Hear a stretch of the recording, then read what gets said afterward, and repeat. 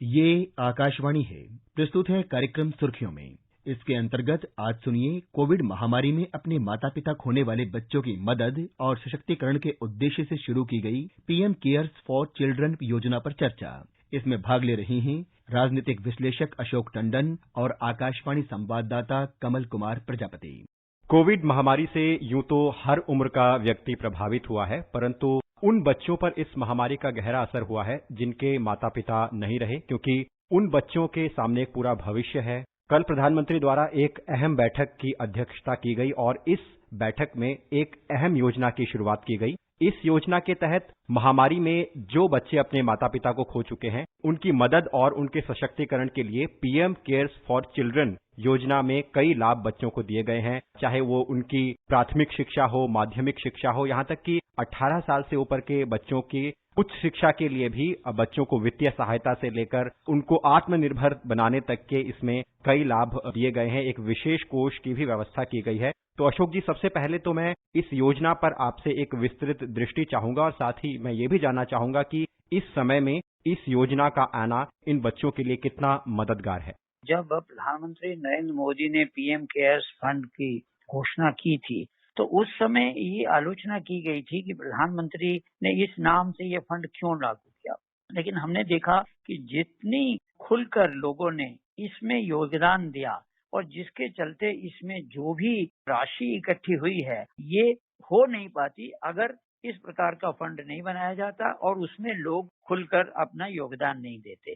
तो अब प्रधानमंत्री ने एक बैठक करके उसमें जितने भी सुझाव दिए गए उन सब को लागू करते हुए ये जो कोविड रिलीफ से संबंधित जो जानकारी थी, उसमें अब इस स्कीम के तहत जितने भी बच्चे अनाथ हुए हैं उनके लिए एक कॉर्पस 10 लाख का हर बच्चे का बनाया जाएगा, जो 10 लाख रुपए का होगा।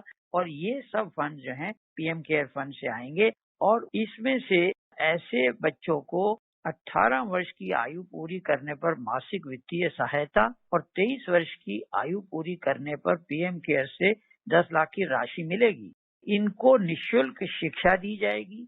ऐसे बच्चों को उच्च शिक्षा के लिए शिक्षा ऋण दिलाने में सहायता की जाएगी और उस पर लगने वाला पूरा ब्याज जो है वो पीएम केयर्स फंड से जाएगा। इसी प्रकार ऐसे बच्चों को आयुष्मान भारत के तहत 18 वर्ष की आयु तक 5 लाख रुपए का मुफ्त स्वास्थ्य बीमा मिलेगा और प्रीमियम का भुगतान पीएम केयर्स फंड से किया जाएगा। प्रधानमंत्री का मानना था, देश का कर्तव्य बनता है कि हम अपने बच्चों की देखभाल करें और उनके उज्जवल भविष्य की उनमें आशा जगाएं। तो इसी के तहत जो कुछ भी घोषणाएं हुई हैं उनमें पीएम केयर्स 18 वर्ष की आयु पूरे करने वाले प्रत्येक बच्चे के लिए 10 लाख का कोष बनाने की तो बात मैंने बताई है। ये एक विशेष रूप से डिजाइन की गई योजना के माध्यम से ये योगदान होगा और ये कोष 18 वर्ष की आयु से अगले 5 वर्षों तक उच्च शिक्षा की अवधि के दौरान उनकी व्यक्तिगत जरूरतों को भी पूरा किया जाए। जैसे मासिक वित्तीय सहायता दी जाएगी, छात्रवृत्ति देने के लिए उपयोग किया जा सकेगा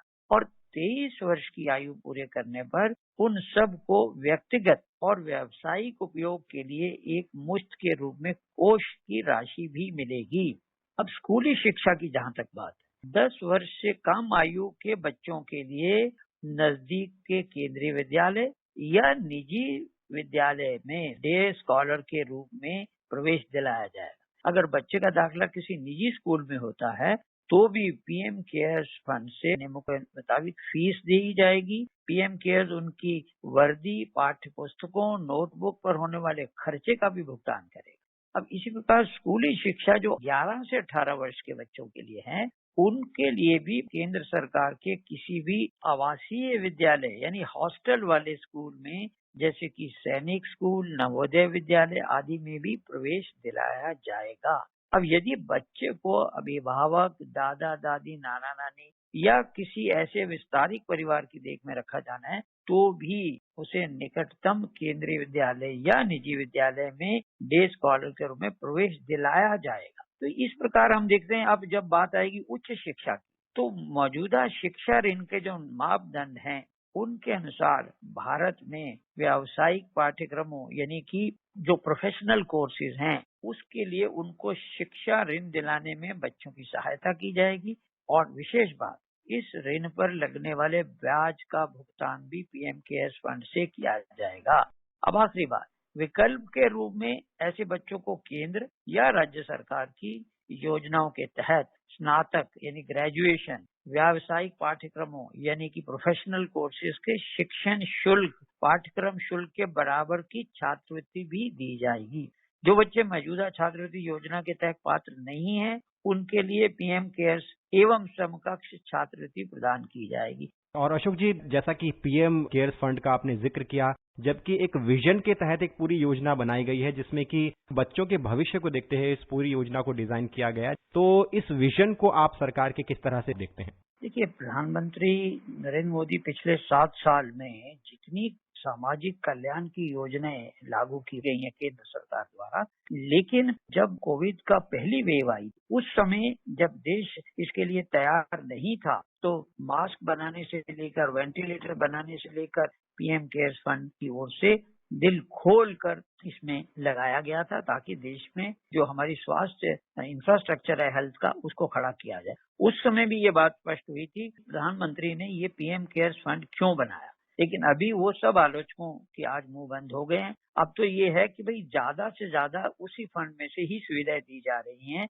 और मैं ये भी समझता हूँ कि देखिए, अभी तक सरकार के पास जो आंकड़े आए हैं वो हैं 577 बच्चे ऐसे जो सेकेंड वेव में जो अनाथ हुए हैं। अब इस प्रकार से आंकड़े इकट्ठे किए जाएंगे और जब जब जैसे जैसे ये आंकड़े सामने आएंगे तो बिना किसी भेदभाव के, बिना किसी राजनीति के उन सबको इस योजना के तहत जो है वो सहायता मुहैया कराई जाएगी। और शायद हम ये भी देखेंगे कि केंद्र सरकार के इस कदम का स्वागत करते हुए राज्य सरकारें भी अपनी ओर से जो चाहें वो अपने अपने राज्य में अनाथ होने वाले बच्चों की सहायता के लिए कर सकती हैं और सरकारें करेंगी भी। और इसमें मैं समझता हूँ कि सभी का सहयोग मिलेगा और मैं समझता हूँ कि ये योजना बहुत ही कल्याणकारी है। अन्य कल्याणकारी योजनाओं के साथ इस कड़ी में एक ये योजना और जुड़ेगी और भारत में बच्चों का भविष्य उज्जवल बनेगा। संक्षिप्त टिप्पणी मैं आपकी इस मामले में भी चाहूंगा कि जो राज्य है वो कैसे इस योजना को अपने स्तर पर और इसी विजन के साथ इस तरह की योजनाओं को इम्प्लीमेंट करने में केंद्र सरकार के साथ सहायता करेंगे। और क्योंकि इस योजना में जैसा कि निजी स्कूलों में भी बच्चों के दाखिले की बात की गई है जिसमें केंद्र सरकार सहयोग करेगी और पूरा खर्च उठाएगी, तो शिक्षा जगत खासतौर पर इसे किस रूप में लेगा? देखिए, जिन बच्चों के माता पिता चले गए उनकी कोई भरपाई नहीं हो सकती, लेकिन समाज की जो जिम्मेदारी है, समाज अपनी उस जिम्मेदारी को जब पूरा करेगा तो आगे चलकर यही बच्चे ये मानेंगे कि हम भी इस समाज का अंग हैं और हमें समाज ने पूरी तरह से सुरक्षित रखा। तो इस कड़ी में यदि केंद्र सरकार की ओर से पहल हुई है तो स्वाभाविक है कि राज्य सरकारें भी उस तरह की पहल करेंगी। और मेरा तो ये भी मानना है कि जितने भी निजी स्कूल हैं तो वो भी आगे आकर इन सब बच्चों के लिए और अधिक व्यवस्था करेंगे ताकि जितनी भी कमी रह जाए इनके जीवन में उसमें सरकारी सहयोग के साथ साथ जिन दफ्तरों में इनके माता पिता काम करते थे, चाहे वो सरकारी दफ्तर थे या गैर सरकारी दफ्तर थे, उनकी ओर से भी पहल होनी चाहिए। और मैं तो समझता हूँ कि निजी स्कूल इसमें आगे बढ़कर अगर और योगदान देते हैं, राज्य सरकारें देती हैं, म्युनिसिपल कॉर्पोरेशन देती हैं, तो इस कड़ी में जो बच्चे अनाथ हुए वो किसी प्रकार से वंचित नहीं रहें। ये जो समाज की एक सोच है और उसको आगे बढ़ाते हुए समाज के सभी वर्ग इसमें योगदान करेंगे। और मेरा ये भी एक अपील है देश की जनता से, क्योंकि ये पीएम केयर्स फंड अब बहुत ही सुचारू रूप से समाज की पुनर्निर्माण का काम कर रहा है, तो इसमें जितना योगदान आएगा उतना ही इस फंड से समाज के विभिन्न वर्गों के कल्याण और सुरक्षा और उनके विकास के लिए अन्य योजनाएं भी बनाई जा सके। अशोक जी, आप कार्यक्रम में जुड़े और इस योजना पर आपने विस्तार से विश्लेषण किया, आपका बहुत बहुत धन्यवाद। धन्यवाद।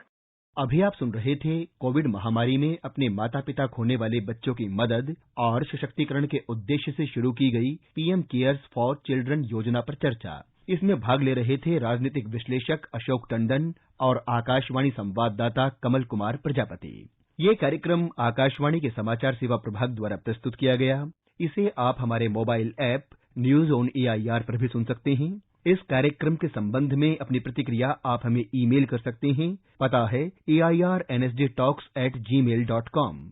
ये कार्यक्रम फिर से सुनने के लिए लॉग ऑन करें हमारी वेबसाइट newsonair.com।